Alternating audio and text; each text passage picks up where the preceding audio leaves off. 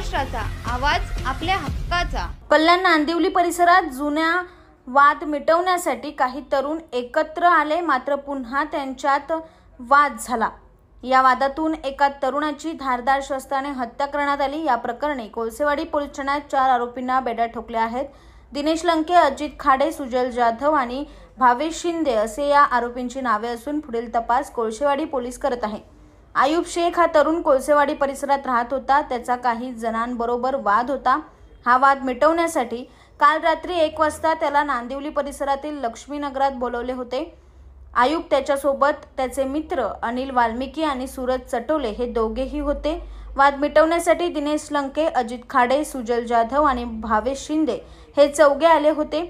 आयुबला भावेश शिंदे आणि सुजल जाधवने बोलवले होते। या ठिकाणी बातचीत सुरू असताना दुचाकीवरून दिनेश लंके आणि अजित खाडे आले।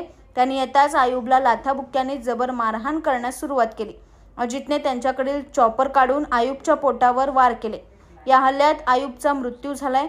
आयुबच्या हत्येप्रकरणी पोलिसांनी 4 आरोपींना अटक करत पुढील तपास पोलिसांकडून सुरू आहे।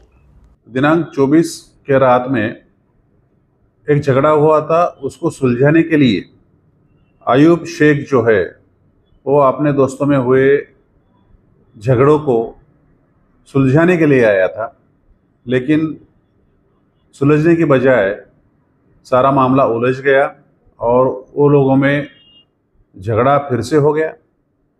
जो आयुब था उसको सुजल, भावेश, दिनेश और अजित ऐसे 4 लोगों ने चॉपर से मारा और उसमें उसकी मौत हो गई। इसमें गुना दाखिल हो गया है पुलिस स्टेशन कोळसेवाड़ी में।